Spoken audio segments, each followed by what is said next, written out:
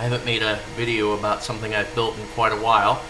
Been working on a project with a coworker, and we came up with this little guy right here.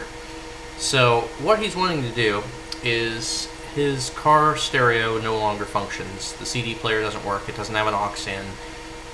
His car's not that old, but I think it's a 2006, so it's not particularly useful in the infotainment department. So we decided we were going to use a Raspberry Pi 3 as the core and put in a nice touchscreen.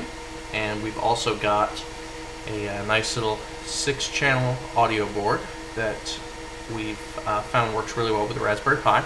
And the nice thing is it actually has microphone in, it's got line out, it's got front out, speaker out, line in, front out, rear out, and subwoofer out, which is nice because it'll actually cover all the channels to independent amplifiers. And unfortunately his car actually has a Bose sound system, so the amplifiers, you can just bypass them, or not bypass, access them with just a cheap breakout harness, and it gets you line level in, so that's nice. But yeah, we found this about 10 bucks. Decided one less thing to go wrong, just soldered the cable directly on here so we can go directly into the Raspberry Pi, so that's all good. And then I came up with this little mounting plate. So we've got the touchscreen in this car. I don't have the touchscreen right now, he's got it, but basically what will happen is we'll use some standoffs, and touchscreen goes underneath here, Raspberry Pi goes here, audio board stacks on top, and then we'll just use long screws right here to stack it all together. But one thing that we kind of struggled with was, how do we reasonably turn the unit on and off when we're inside a car? And we've got to deal with the fact that Raspberry Pis don't like to be shut down suddenly. So we thought about it, and we were trying to come up with a way to maybe do it with, I don't know, we could do this with analog, or we could use a capacitor that drains after a certain amount of time, or maybe a little battery, but that didn't seem like a very elegant solution, especially the variables involved in that.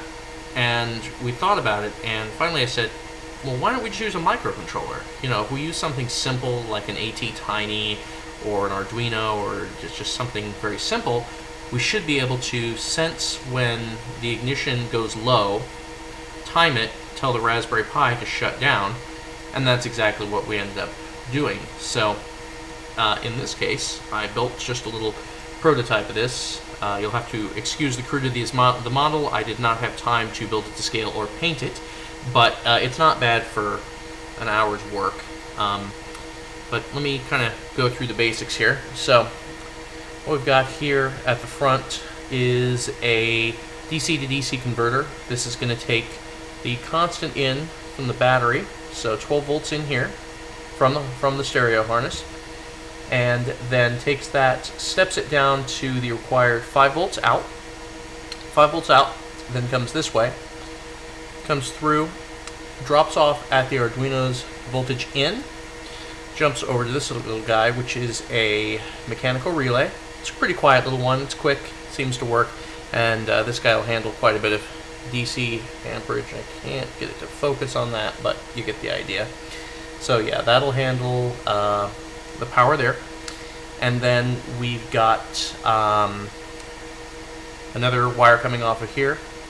So this will go to pin 3, I believe, on the Raspberry Pi.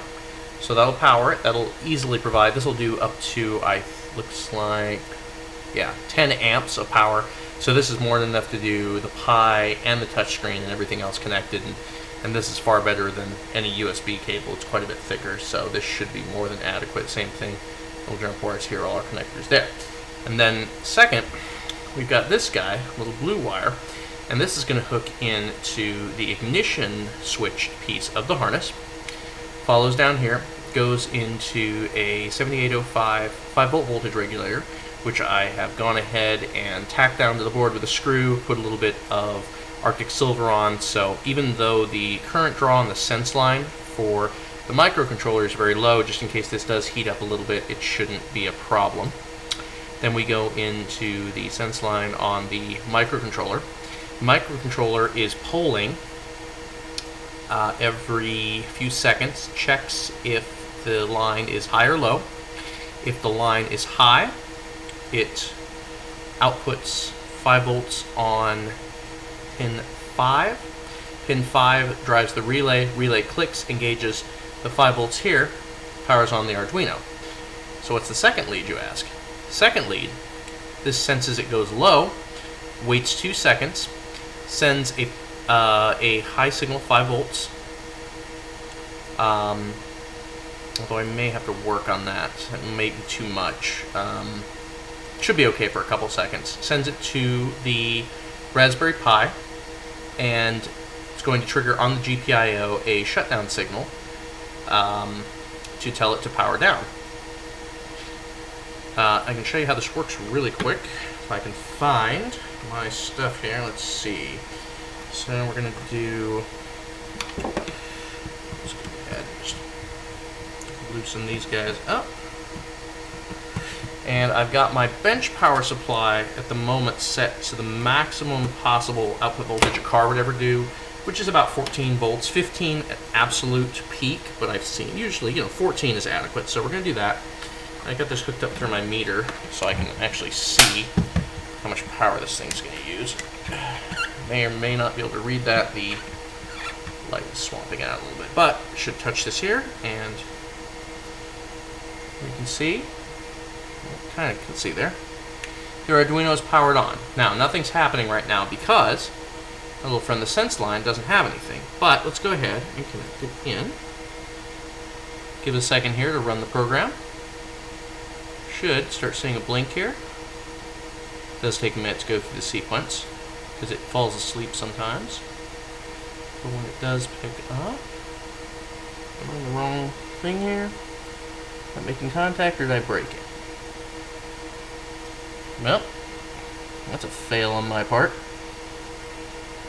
Doesn't seem to be sensing current, or, there we go. Oh. Took it a second, there we go. And you can see it's blinking now, and you can see the increased current draw because the relay is active. So we know that part works, and then pull it off, the light goes dead. What's happening now on the Arduino is it's counting down, and you may not be able to hit it. It waits 15 seconds, and you'll watch the power consumption drop way back down as soon as it gets that far. Clicks in just a second here. There we go. And there's our safe shutdown. Disengage power. But I still may want to tweak the timings a little bit. I'm still working with some of the low power libraries on the Arduino to maybe get this to be a slight bit more efficient. I could probably also rip the LED off the board here, maybe rip the little 5-volt regulator since we've got a bigger 5-volt regulator here. It'd be nice to be able to just sense 12 volts with the Arduino, but I don't think that's possible. And in this case, I could use a voltage divider, but since we don't care, it's not going to matter. The other thing is, at present power consumption, I did the math, you could run this for almost 40 days without damaging the car battery or killing enough that you wouldn't be able to start, so not a huge concern there.